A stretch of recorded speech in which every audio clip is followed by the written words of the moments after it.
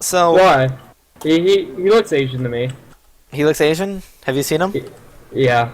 You've His seen him. name's Hyung. Hyung. Hyung? It sounds a bit too close to Hyun. Well, I feel like it's the same variation. It's the same person. Yeah, It's the same person. This is Hyun playing Zerg. I'd say it's so. Alright, so I'm gonna allow you to do this, and yeah. Alright, so here we have spawning in the top left-hand corner, we have the Teal Zerg, who we haven't seen yet today. I noticed he was Masters League. We have Hyung. Spawning in the bottom left-hand corner, we have the Green Protoss, who just won his last series 2-1 against the Terran player. We have POX. So it looks like we actually have a very fast gas going down right here from Hyung. Nope. Extractor trick. Disappointed. Very disappointed. Was hoping for an all-in.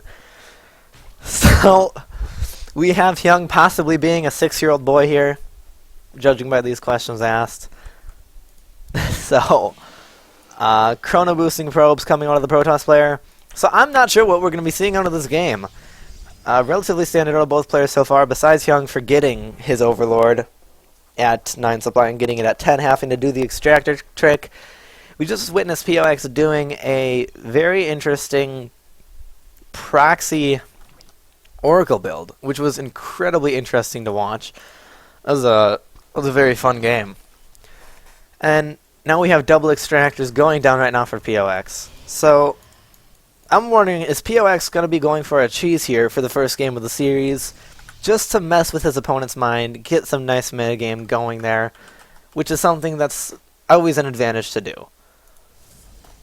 Now keep in mind this is a best of 3, so having all this stuff, all this mind games, these cheeses early on is helpful.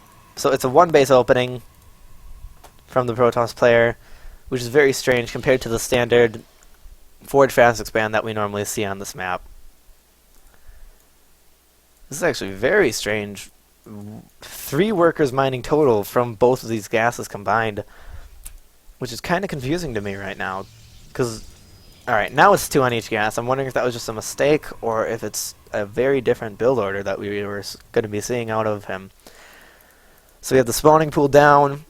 Workers coming out for both players here. Zerg player starting a couple Zerglings just to get some scouting info, find out where his opponents spawned, and just check out everything around in general. Zealot picking off the bricks there, I guess, not rocks. And I'm interested to see what POX will be doing with his gas this game. Mothership core to start out here. I'm curious. I'm not sure what we'll be seeing. Keep in mind this is a best of 3 series, and it looks like an expansion will be coming down, perhaps a Sentry expand. So this is a bit different. But we see 2 Zealots on the map now, Mothership core on the map, and that Nexus now is starting. Zerg is starting his 3rd base, expanding towards the Protoss actually, which is very, very different. That's, well, not different, but aggressive, I suppose. So these Zerglings are just going to run right past the Zealots, get a full scout going on here, see the gas count, see the gateway count, possibly pick off a worker if Pox doesn't micro this correctly. But he shouldn't lose anything here. Looks like 1 worker actually going down. And, yeah, so we see 2 more queens in production here, so the Zerg player will be getting some creep spread. Possible macro game. Sentry is now on the map. A force field actually going down just to prevent those 2 Zerglings from leaving. That's a bit iffy of a force field there. You don't normally see 1 force field going down just for 2 Zerglings. And if like 6 more Zerglings were to come up right here, that force field would have stopped the army from coming down. So it looks like we're going to be seeing 4 gateways on 2 bases. So possibly some 4-gate aggression with these 2 bases going down. Or maybe he'll just be going on the defense with that. But it'll be interesting to see. So we see drones coming out of the Zerg player here, as well as these 2 queens for creep spread. So with 2 queens, the creep here will be incredibly efficient. We can expect, if he does it correctly, this creep to be at the Protoss's base by, say, the 11-12 minute mark. So Roach Sworn on the way, Ling Speed started, Robo Base started, or Robo Facility rather, I'm sorry. And I'm not sure what we're going to see here. Zealots, Mothership Core coming ahead a little bit just to scout, see if they can pick off 1 or 2 workers for free here if the Zerg is being really greedy. This Mothership Core does see the 3rd base. Zealot sees no 4th base. It's just going to poke up a little bit here. Spinecrawler starting at that base here, as well as 1 at the natural. So these queens are coming ahead a little bit. And 1 queen will beat 1 Mothership Core, which means 2 queens will beat 1 Mothership Core even faster. But these Zealots can target fire that queen. Those queens, actually, I'm sorry. But target firing the one with the lower energy, not the better choice, because that one can go ahead and use a transfuse. But the Zealot DPS compared to the Queen DPS is just so high.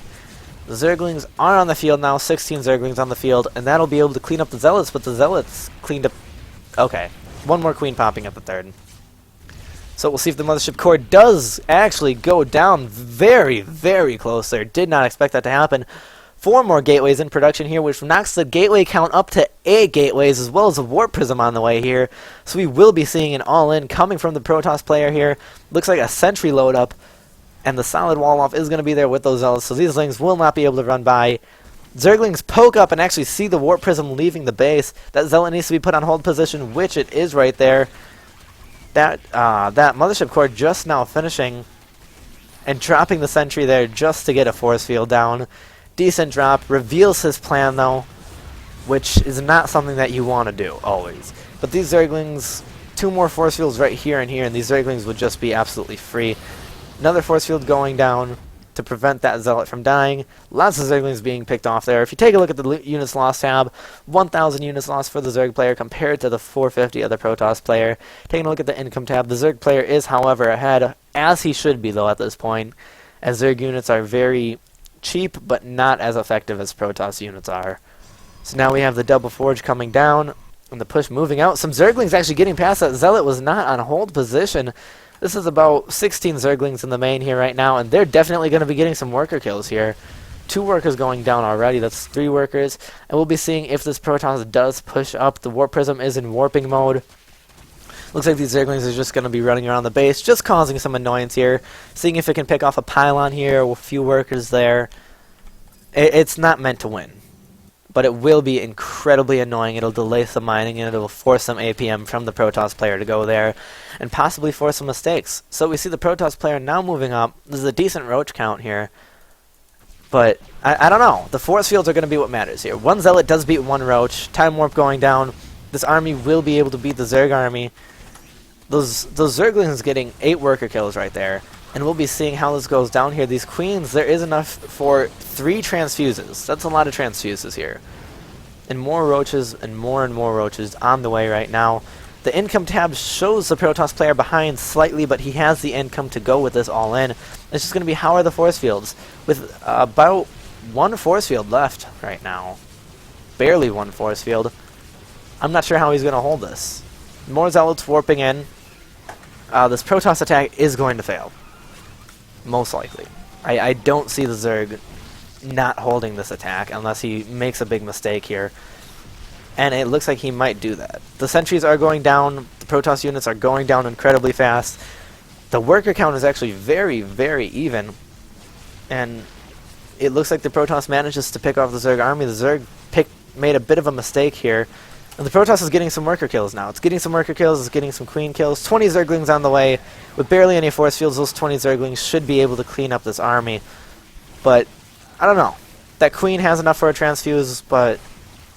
Okay, more Zealots warping in. Now it's not going to be able to pick up the... it's not going to be able to pick off the army. This army is going to kill the 3rd. 4 spine crawlers at the Zerg's natural right now. I'm not sure. This is a very force field heavy army here. The Protoss army isn't an amazing army, but it's enough. It's definitely enough. These Zealots with good force fields is just... It's killing the Zerg so fast. The Zealot DPS is just so high. 1-1 Zealots compared to the 0-0 Roaches, and that's a huge deal, the upgrade advantage here. If you take a look at the units tab, only 6 Roaches on the field now. These spine crawlers are just going to go down very fast to that Guardian Shield compared to with the spine crawlers. And it looks like the Protoss may win this game with a very simple push. It is an 8-8 all-in, but it was done on such low economy. So Zerg now backing up into his main. The force field going down, so the units from the main can't reinforce the natural. And if you actually take a look at the energy on this queen, the injects this game are not very good from the Zerg player. With over 130 energy on that main queen, that's just not something you can do. Hyung saying, yep, no GG, no sort of Young's way of saying anything. GG. That's in his native language. He just said, Yep. Yep. Yep. Yep. It means GG. Translates to GG in Hawaiian. So I assume that game was a 4-gate pressure into 8-gate. It was a 4-gate defense until about I'd say the 8-minute mark, when he added down 4 more gateways, loaded up a warp prism with some sentries, then re-unloaded the sentries at his natural when he saw some Zergling aggression coming. And it was 8 gates against what was not very good injects, not very good unit production, and without those injects, the Zerg just wasn't able to produce the units that he needed. Did he just have Zerglings?